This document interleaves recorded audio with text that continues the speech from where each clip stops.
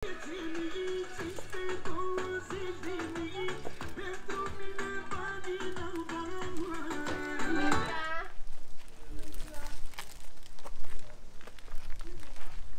petrecere frumoasă e la dumneavoastră! Ce face doamna Cristina? Bine. Sănătate multă vă doresc! Mulțumesc! Și mii de bucurii!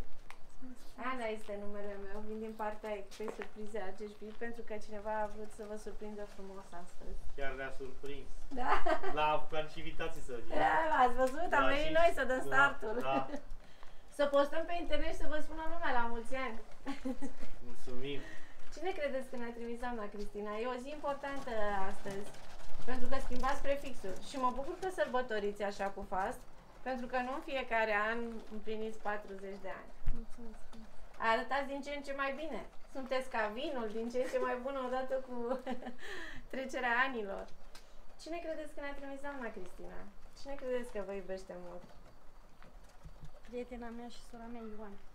Da? Da. Și sigur nu poate fi altcineva? Copiii, poate. Dacă ne-a trimis soțul și greșiți. Probleme cu lași. Sunteți convinsă? Avem pentru dumneavoastră acest frumos aranjament. Avem mai multe daruri să vi le oferim. Și o să vi le oferim așa pe parcursul surprizei. Avem și un mesaj frumos care vine și dezvăluie totodată cine e responsabil de această surpriză. Ce pot să vă spun e că chiar și în Biblie scrie că atunci când nu va mai fi cărare între doi oameni, atunci va veni sfârșitul lumii. Dar între cine a făcut surpriza și dumneavoastră e o cărare care se întinde pe mii de kilometri. Înseamnă că ea e. Avem și o melodie frumoasă să vă dedicăm și o să vă spun mai multe după ce o ascultați. Eu sunt convinsă că vă place. O știți.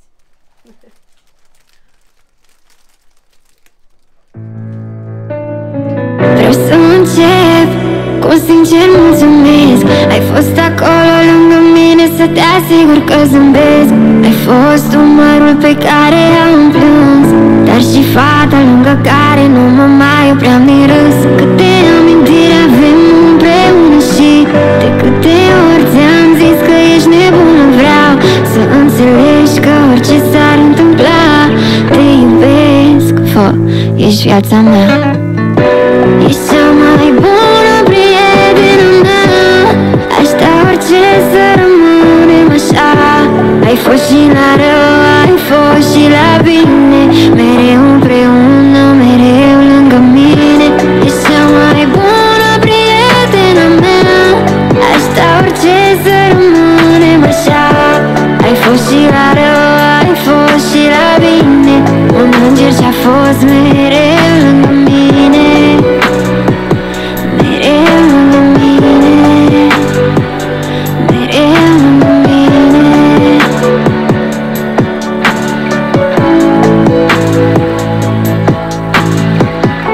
Țin minte, vorbeam ore întregi, te sunam să spun, doar tu puteai să înțelegi. Mă ascultai mereu repetând aceeași poveste.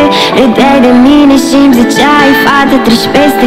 A trecut ceva timp, avem multe amintiri pe drumuri diferite, dar nu s-a schimbat nimic.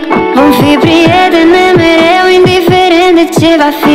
Știi că te iubesc, chiar de nu îți spun zi de zi.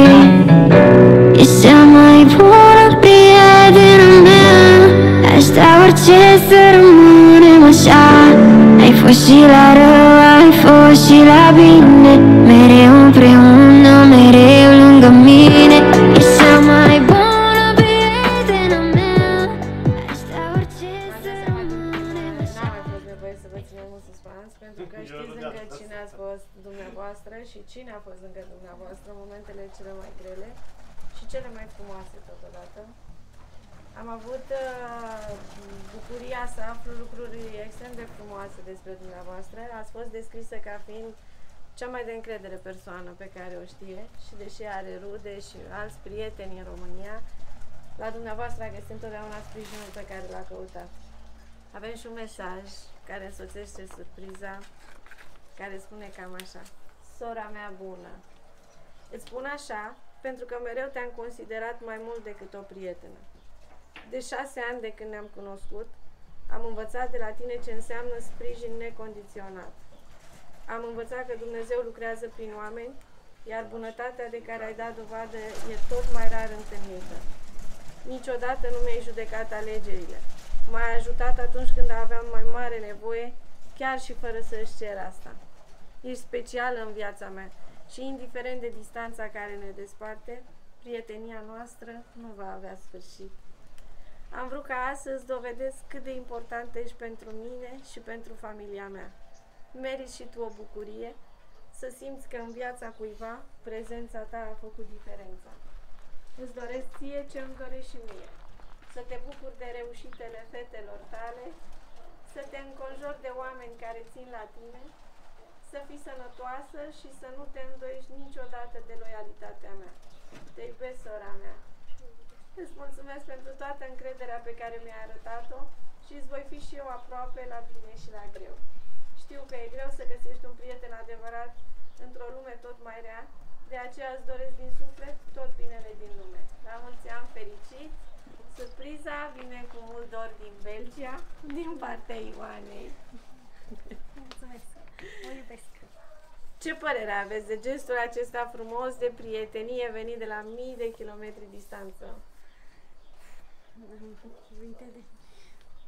M-a surprins și o iubesc ca pe sora mea și aștept să vină acasă.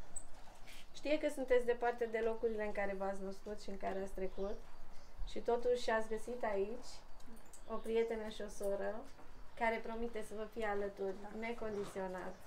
În fiecare an, la fiecare aniversare, la fiecare eveniment plăcut. Și aș vrea să-i mulțumesc din suflet că a avut încredere în noi. Aș vrea să-i mulțumesc și Alexandrei pentru că ne-a fost complice și a știut și n-a spus nimic. Asta a însemnat foarte mult pentru noi.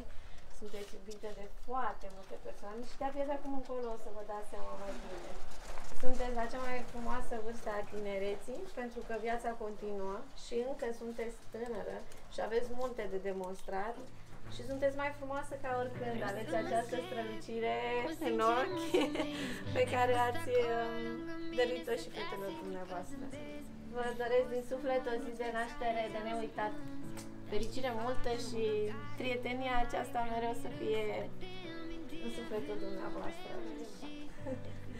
Ați văzut ce